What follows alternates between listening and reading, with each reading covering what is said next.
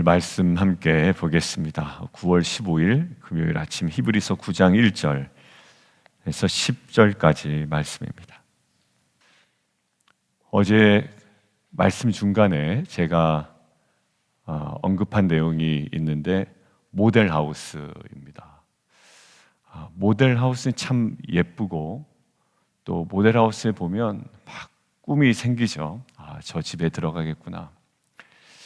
그게 바로 모델하우스인 것 같아요. 그렇지만 시간이 지나면 모델하우스 공터는 없어집니다. 결국 모델하우스가 지향했던 그 실체가 드러나게 되죠. 본인이 입주하게 될 그 아파트입니다. 우리가 블루프린트, 청사진을 보기도 하고요, 모델하우스도 보기도 하지만 사실 우리가 그 종이 그리고 거기에 서 있는 구조물에 집착하지 않아요. 그 구조물이나 블루프린트를 통해서 우리가 항상 우리의 시선과 마음이 온전히 가는 데가 있죠. 그럴까요? 미래에 완성될 실체를 붙잡는 겁니다. 그러니까 신앙이 그런 것 같아요. 이 땅 가운데 하나님께서 여러 가지 우리에게 많은 것들을 주셨습니다. 건강도 주시고 또 우리에게 이렇게 예배드릴 수 있는 공간도 주시고 또 가족도 주셨어요. 근데 이것도 사실 궁극적으로 보면 마치 아브라함이 약속의 땅에 들어갔지만 그 약속의 땅에서조차 더 나은 본향을 사모하며 거기서도 텐트를 치고 살았다. 그러니까 나그네 인생임을 항상 깨닫는 거죠. 그러니까 이것이 우리의 삶에 상황에 흔들리지 않을 수 있는 비결인 것 같아요. 왜냐하면 어제도 이제 주초에 그 남자 집사님이 저에게 한 이야기를 하고 그 아내 되는 집사님이 이제 사모에게 메시지를 보냈어요. 그러니까 동일한 문제입니다. 뭔가 어느 정도 흔들리지 않을 거다라고 생각했던 것들이 이제 막 흔들리는 거예요. 근데 그때 화요일날 제가 메시지를 전할 때 그분에게 이 말씀이 분명히 임하는 말씀인 것 같습니다. 왜냐하면 제가 막 묵상이 되는 거예요. 그 이야기를 듣는데 언제까지? 기한이 있다라는 거예요. 더 좋은 것들, 우리가 화요일날 본문에 보면 명확한 표현이 하나가 있는데 더 좋은 소망이 있다. 그런데 이전에 있었던 레위계통 제사장 집은 우리가 붙잡을 필요는 없단 말이에요. 너무나도 중요했지만, 너무나도 이스라엘 민족에게는 유효했지만 더 이상 붙잡을 필요가 없던 거죠. 자, 오늘 함께 볼게요. 오늘도 첫 언약에도 섬기는 예법과 세상에 속한 성소가 있대요. 구조가 어떻게 되어 있냐면 섬기는 예법에 대해서 나중에 나오고요, 그 다음에 세상에 속한 성소에 대해서 그 바로 이어서 나옵니다. 그러니까 AB, 그 다음에 B-A- 이런 식으로 구성이 되어 있어요. 섬기는 예법과 세상에 속한 성소. 그러고 나서 성소가 어떻게 구성이 되어 있냐면 하고 설명이 되어 있죠. 그러니까 이것들은 5절 말씀처럼 이제 이것들에 대해서 낱낱이 말할 수 없다, 말할 필요도 없는 거예요. 간단히 언급만 한 겁니다. 그래서 성소와 지성소가 있다. 동쪽에서 들어가면 첫 번째 들어가는 룸이 성소죠. 거기에 뭐가 있다. 지금 뭐라고 얘기해요? 등잔대와 진설병에 있는 상이 있다. 그리고 더 안쪽으로 서쪽으로 들어가면 그게 지성소라고 말하는데 언약궤가 있고 또 그 안에는 만나를 담은 금항아리와 아론의 쌍난 지팡이와 언약의 돌판, 우리가 흔히 얘기하는 십계명이 적힌 돌판이 있다. 이렇게 기록이 되어 있습니다. 자, 거기 뭐가? 세상에 속한 성소가 그렇게 구성되어 있다라는 거예요. 여러분들 성전이 오히려 더 가까울 거 아니에요? 신약 시대에 보면 성전 시대가. 근데 성막을 이야기합니다. 왜 그럴까요? 이스라엘 백성에게는 성전을 향해서는 자신들이 올라간다라는 개념이 있거든요. 그죠? 성전을 향해 올라간다는 개념이 있는데 성소라는 개념은 그보다 굉장히 더 친근합니다. 어떤 개념이 있을까요? 하나님이 우리와 함께 동행하신다라는 의미가 있어요. 이스라엘 백성이 이동하면 성소는 어떻게 하죠? 해체를 합니다. 그리고 다시 같이 이동을 하죠. 그리고 그들이 머무는 장소에 다시 성막이 세워집니다. 그러니까 거기에 성소와 지성소가 다시 세워지게 되죠. 그런 의미에서의 성전보다는 성막이 조금 더 이스라엘 백성에게는 의미 있는 것이기 때문에 아마 히브리서 저자가 이야기한 것 같아요. 자, 그런데 6절부터는 뭐가 나오냐면 섬기는 예법이 나옵니다. 아까 이야기했던 제사장들이 항상 첫 장막에 들어간다. 첫 장막은 성소죠. 거기서 섬기는 예식을 행하여요. 그 다음에 7절 둘째 장막은 어딜까요? 지성소입니다. 대제사장이 홀로 1년에 한 번 7월 10일 대속제일에 들어가요. 그래서 자기와 백성의 허물을 위하여 자기를 위해서는 황소, 백성을 위해서는 염소 피를 가지고 가죠. 그러니까 피 없이는 들어갈 수가 없다. 그게 그들의 예법이었다. 그러니까 지금 섬기는 예법과 세상에 속한 성소의 일반적인 내용을 7절까지 이야기를 하는 겁니다. 자, 지금 이 이야기를 하면서 이제 8절부터 히브리서 저자가 정말 특별히 전달하고 싶은 내용들을 이제 전달을 하는 거예요. 자, 밑줄 그어놓으시죠? 9절. 온전하게 할 수 없다. 온전하게 할 수 없다. 그리고 8절. 성소에 들어가는 길이 아직 나타나지 아니했다. 거기 성소는 어디를 얘기해? 하늘의 지성소를 얘기합니다. 하늘의 성소를 얘기하는 거예요. 그러니까 이 성소에서 얘기하는 거 하늘의 성소. 거기에 들어가는 길이 아직 나타나지 않았다.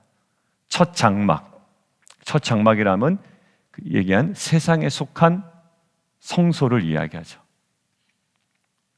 그러니까 결국 지금 무엇을 얘기하냐면 유한성을 계속 얘기하는 겁니다. 그때도 예법도 있었고 성소도 있었어. 그런데 유한했어. 한계가 있었어라는 거예요.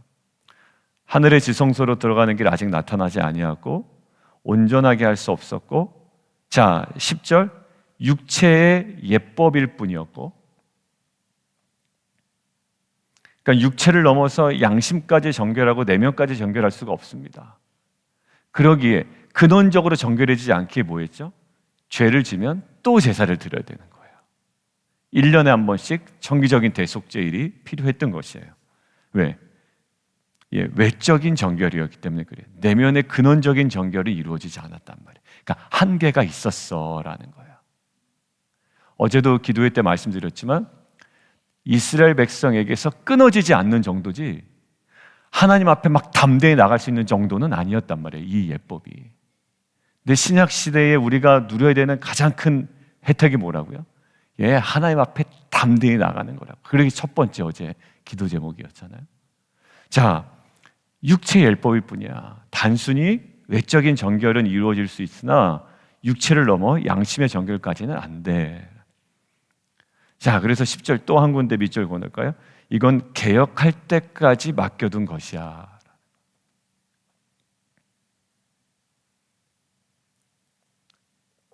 자, 좀 정리해 보면 지금 섬기는 예법과 세상에 속한 성소는 누가 허락한 겁니까? 하나님께서 이스라엘 백성에게 친히 허락하신 거예요. 그러니까 모세가 스스로 고안해낸 방법도 아니고 모세가 스스로 디자인한 것도 아니에요. 하나님께서 이스라엘 백성에게 친히 주신 거라고요. 가장 적합하다고 생각하셔서 하나님께서 주신 것임에도 불구하고 그 제도와 그 성소는 뭐다? 개혁할 때까지, 온전히 성취될 때까지만 유효한 거래요. 이게 이제 좀 묵상이 되더라고요. 모세가 이렇게 성소를 지으면 좋겠다, 그럼 하나님 좋아하시겠다도 아니었고, 이렇게 예법을 가지고 제사를 드리면 하나님 기뻐하실 거야라도 아니었어요. 하나님께서 정확하게 하나하나 수치 하나하나 다 디자인해가지고 주신 거거든요. 그럼에도 불구하고 하나님께서 주신 것임에도 불구하고 개혁할 때까지 맡겨둔 것이래요. 어제 모델하우스 얘기했습니다만 하나 이거 가지고 이제 묵상을 하고 있는데, 법률에 정확하게 명시되었으면서도 그리고 굉장히 중요한 기관이면서도 아주 짧게만 운영되고 없어지는 기관이 있어요. 그게 뭘까요? 법률에 정확하게 명시되어 있습니다. 그런데 아주 짧게만 운영되어 그리고 없어집니다. 근데 너무 중요한 기관이에요. 그게 대통령직 인수위원회에 관련한 법률이에요. 정권이 바뀌게 되면 그 중간에 대통령직 인수위원회가 법률에 근거하여 운영이 됩니다. 예산도 편성이 되고요. 사람도 쓸 수가 있어요. 근데 이것은 어느 때까지? 다음 정권이 들어올 때까지만이에요. 다음 정권이 정식으로 취임을 하게 되면 어떻게 될까요? 그거는 법률에 분명히 명시되었음에도 불구하고 사라져 버리는 거예요. 더 이상 대통령직 인수위원회의 직함을 가지고 감나나라 판나나라 할 수가 없어요. 이제는 새롭게 취임한 그 정부의 강요들이 이끌어 갈 거예요. 자, 지금 이 구약의 예법과 성소는 분명히 하나님께서 아주 정확하게 허락하신 거라고요. 근데 개혁할 때까지만. 그리고 목적은 뭐라고요? 이것의 실체인 예수 그리스도의 십자가의 죽음을 계속 보여주고, 그리고 예수 그리스도의 그 죽음을 통한 모든 인류에 대한 구원을 계속 보여주죠. 그러니까 이걸 통해서 우리가 봐야 되는 것이 있고, 또 이것이 끝나는 지점을 우리는 알아요. 이 땅을 살아가는 우리 성도들도 마찬가지라는 생각이 들었습니다. 모세에게 맡겨주신 이 중요한 성소와 예법이 있잖아요. 근데 이것도 개혁할 때까지만. 저와 여러분에게 주신 사명도 그렇다는 생각이 들었습니다. 그냥 하나님께서 주신 거예요. 그런데 그 사명도 그 어느 때까지만, 주님 오실 때까지라든지, 또 저희의 또 호흡이 끝날 때까지라든지, 그리고 그것이 아니더라도 이 사명은 여기까지야 라고 하실 때가 있어요. 하나님, 이거 내가 더 하는 게 좋을 것 같은데요? 제가 이거 끝까지 책임지는 게 좋을 것 같은데요? 라고 하지만 아니야, 그냥 너는 여기까지야 라는 거예요. 스데반 집사의 죽음 우리는 봤습니다. 끝까지 감당하는 게 좋지 않겠어요? 스데반 집사 같은 이 성령 충만한 사람이 끝까지 사명 감당하면 얼마나 좋겠어요? 그때 죽지 아니하고. 근데 하나님은 스데반 집사를 그때까지만 허락하셨어요. 또 그 이후에는 그 이후에 하나님의 그 섭리와 계획 속에 일을 하셨어요. 그다음에 후에 누가 죽죠? 야고보 사도가 죽습니다. 베드로는 살아요. 근데 야고보 사도의 죽음은 되게 허무해 보이지만 하나님께서 아마 여기까지인 것 같다 생각하셨을 거예요. 베드로 살려주신 분이 야고보 사도 안 살려주시겠어요? 그것으로 충분했던 거예요. 우리는 신앙생활 잘하는 분의 갑자기 젊은 나이에 돌아가시는 장면들을 많이 봅니다. 그 교회 오빠라는 영상을 보고 우리가 성경 공부 시간에 하루 잡아서 우리가 한번 봤잖아요. 벌써 그것도 한 몇 년이 지났네요. 한 3년 지난 것 같아요. 그죠? 근데 그때도 보면 굉장히 젊은 부부였어요. 근데 그때까지 하나님께서 허락하셨어요. 개혁할 때까지 맡겨둔 것이라. 이 유대인 그리스도인의 문제가 그것을 계속 붙잡고 있었던 거예요. 왜? 하나님께서 허락하신 거기 때문에 그래요. 이게 우리가 빠지지 말아야 되는 함정 같다라는 생각. 하나님께서 허락하신 거잖아요. 예법과 이 성소가. 그럼에도 불구하고 개혁할 때까지만 주어진 거예요. 빛과 소금 공동체도 마찬가지라는 생각이 들었습니다. 제가 막 끝까지 정년 때까지 하는 것도 중요할 것 같아요. 그런 마음으로 해야 되는 것 같아요. 그런데 더 중요한 건 다음에 분명히 사람이 바뀌어야 될 때를 하나님께서 알려주시면 그 정관에 명시된 정년 이전에라도 과감하게 바꿀 수 있어야 된다라는 생각이 있습니다. 그 전제는 있죠. 하나님의 온전한 뜻이라면. 이 땅에서의 사명도 삶도 마찬가지라고 들었습니다. 유한하다라는 것 인정해야 돼요. 그리고 우리도 정관에 보면 각 그 사역에 임기가 있습니다. 물론 그 연임이 가능하게 해놨지만 그때 이게 저 사람 아니면 안 되는데, 혹은 당사자로 나 아니면 안 되는데 라는 마음이 들거든요.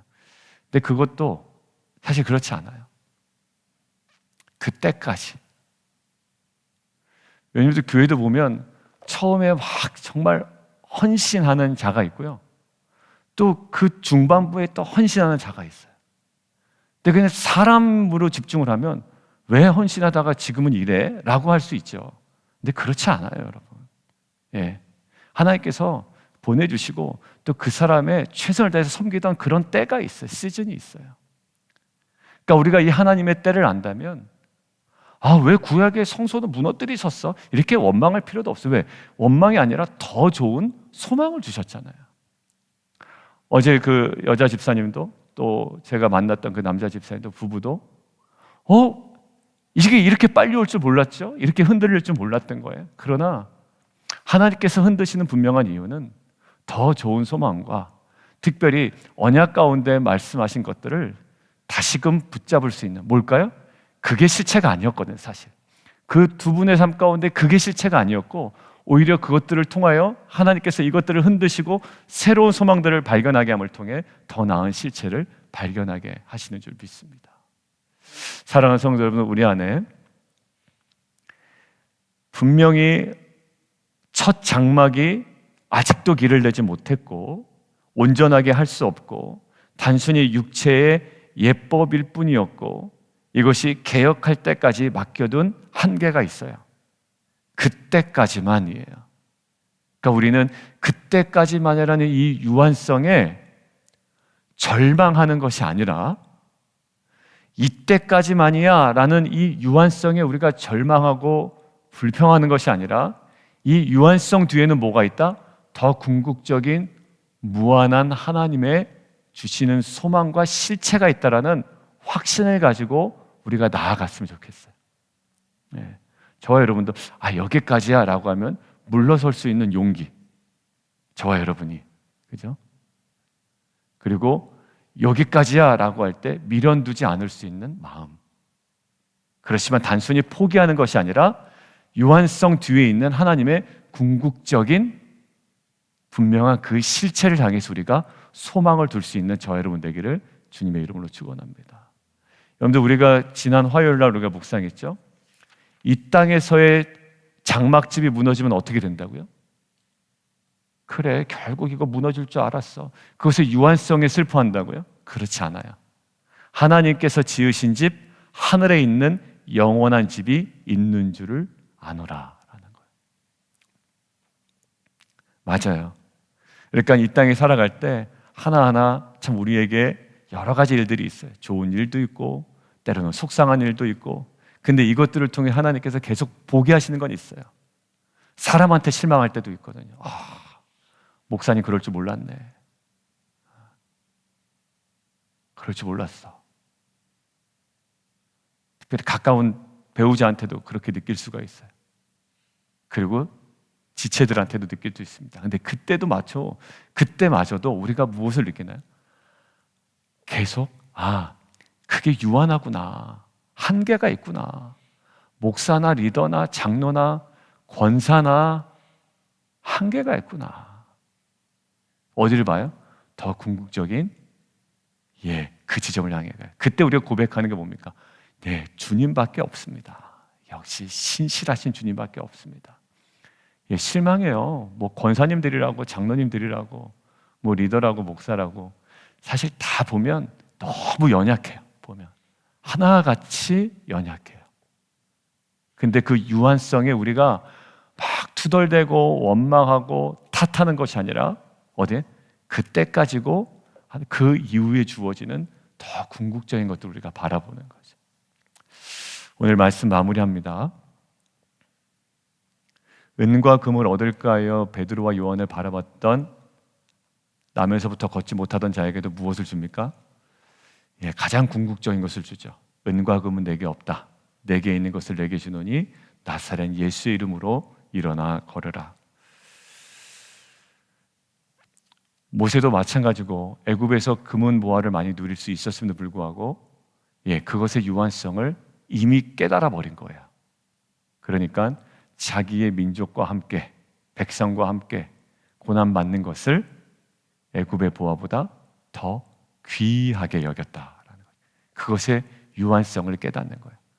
하나님께서 지금 이것들을 흔드신다라고 할 때 그것들의 유한성을 깨닫고 이제는 더 궁극적으로 하나님께서 예비하신 더 좋은 소망과 더 나은 언약의 세계로 깊이 나아가는 저와 여러분 되기를 주님의 이름으로 축원드립니다. 우리 함께 좀 기도하며 나가도록 하겠습니다.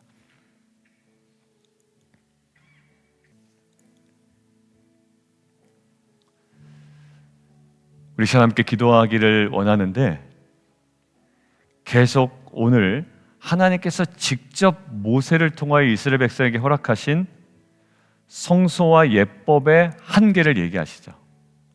왜 이 한계를 자꾸 얘기하시냐면 그게 실체가 아니야 라는 거예요. 내가 그것을 줬어. 내가 하나님께서 직접 주신 거예요. 그런데 주신 목적은 실체를 바라보게 하신 겁니다. 그 황소를 죽이고 염소를 죽이고 그 피 없이는 못 들어간다는 그 장면을 통해서 예수 그리스도의 십자가를 보게 하시는 거예요. 근데 정작 보게 하시는 지점으로부터 떨어져서 다시 구약의 율법으로 돌아간다라는 거잖아요, 이 사람들이. 아니야, 이것은 이미 끝났어. 개혁할 때까지 맡겨둔 것이야. 이 유한성에 담겨져 있는 하나님의 궁극적인 지점을 우리가 바라볼 수 있어야 됩니다. 내가 사역을 못할 수 있고 내가 끝까지 이것들을 감당하지 아니할 수는 있어요. 그렇지만 주님 오실 때까지 이것들은 끊임없이 하나님께서 이끌어 가실 거예요.